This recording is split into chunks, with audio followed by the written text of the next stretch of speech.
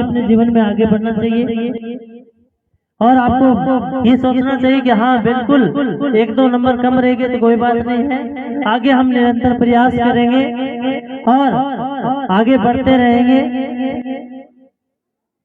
जिस कोचिंग की मैंने शुरुआत की थी वहाँ लगभग 19 छात्र छात्राएं थे, 19 ही मात्र, क्योंकि कई बार ये होते हैं कि क्या नए नए गुरुजी ये करवाओ है, अभी मानसिकता हो गई। लेकिन फिर भी प्रयासरत रहे जो विद्यार्थी जिन्होंने हमारे साथ सहयोग किया, हमारे साथ पढ़े, उनमें से 5 विद्यार्थी है बीएसटीसी के अंदर सिलेक्ट हो गए। उनके लिए जोरदार तालियों से स्वागत। और छठी छात्राएं जो यहाँ पढ़ी हुई है, कई दिन वो गई थी लेकिन उसने उत्कर्ष ऐप लेकर भी तैयारी किया है। बहुत बढ़िया बात है, स्वतंत्र अध्ययन भी किया जा सकता है, इसमें ये नहीं है।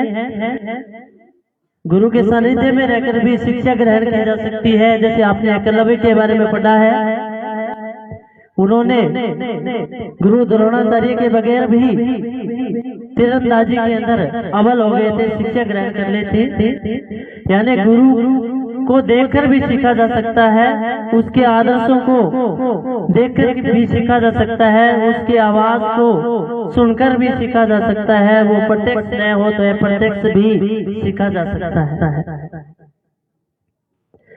यानी सीखने का एक जुनून होना चाहिए। विद्यार्थी जो सीखते हैं उसके पीछे माता पिता सबसे पहले गुरु होते हैं। माता पिता के आशीर्वाद से ही आगे बढ़ते हैं। जितने भी विद्यार्थी हैं उनके माता पिता हैं, उनसे निवेदन है बच्चों को अच्छी शिक्षा दें, अच्छे संस्कार दें, बच्चे की सकारात्मक मनोवृत्तियों को समझे। बच्चा कहाँ जाना चाहता है, किस प्रकार आगे बढ़ना चाहता है, किस दिशा में जाना चाहता है, उसकी मनोवृत्तियों को मत तोड़ो। और बच्चे का भी ये कर्तव्य है कि अपने माता पिता पर खरा उतरो, उसकी आज्ञा का पालन करो, चाहे कुछ भी हो जाए, कितनी भी विपदाएं आ जाए, बाधाएं आ जाए, उनके साथ में संघर्ष करो। माता पिता के साथ कभी भी खिलवाड़ मत कीजिए।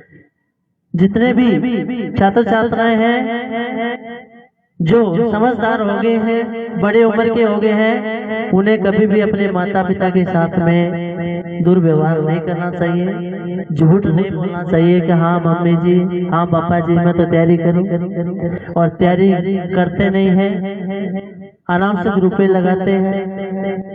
उनसे निवेदन है कि अभी भी आपके पास मौका है, जभी यानी जागो तभी सवेरा। कहीं से भी आप शुरुआत कर दें। जितने भी युवा वर्ग है, युवा वर्ग साथी हैं, उनसे निवेदन है जीवन में कुछ करना है तो जो गलत विचार वाले हैं उनसे अलग होना होगा। अच्छी प्रवृत्ति के साथ में जुड़िए, नित्य कर्म और जीवन में आगे बढ़िए। आपने बहुत सारी कोचिंग संस्थान, बहुत सारे ऐसे प्रवक्ता, उनके द्वारा ये सुना होगा कि पढ़ने वाले विद्यार्थी हैं, उनके लिए सबसे पहले जरूरी होता है सिलेबस, पाठ्यक्रम। नहीं, मैं कहता हूँ कि पढ़ने वाले विद्यार्थी के लिए सबसे पहले जरूरी है समय सारणी। आप कहीं भी पढ़ोगे आपको ये बताएंगे कि आपके पास सिलेबस होना चाहिए, लेकिन मैं कहता हूँ समय सारणी, समय का सदुपयोग। आपको कब उठना है, कितने बजे से उठना है, नित्य कर्म होना चाहिए। प्रतिदिन आपका जो कार्यक्रम है वह नियमित रूप से होना चाहिए। नहीं है कि आज तो उठ गया 4 बजे, दूसरे दिन उठे 8 बजे ना।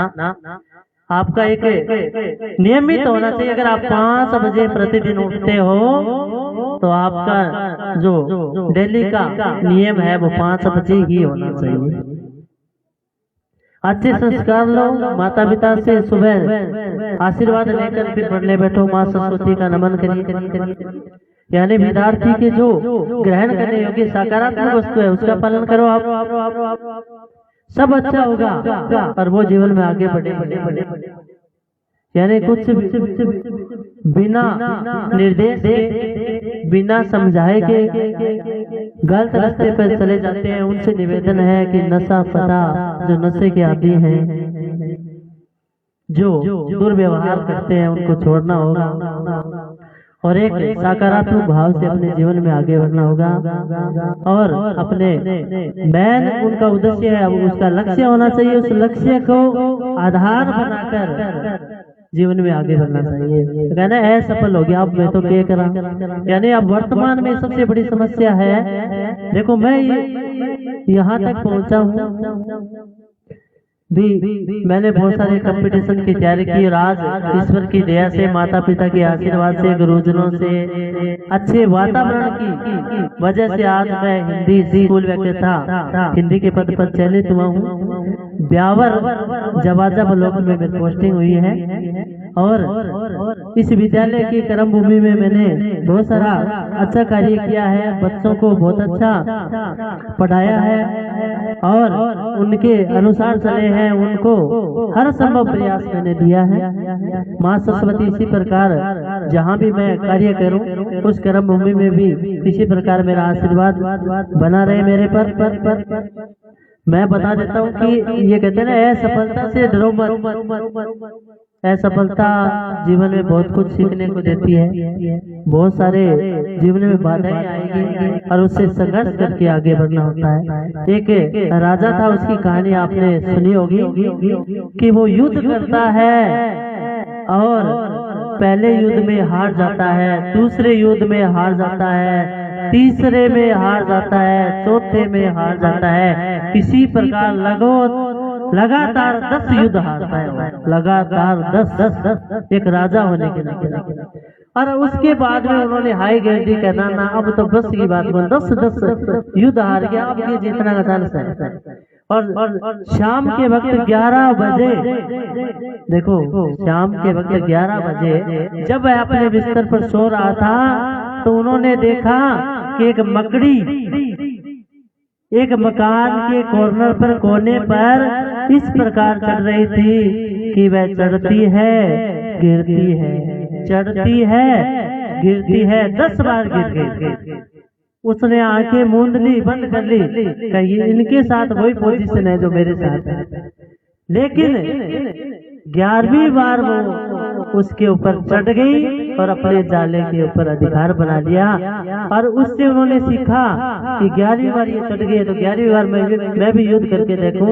और उन्होंने युद्ध किया और वो सफल हो गए।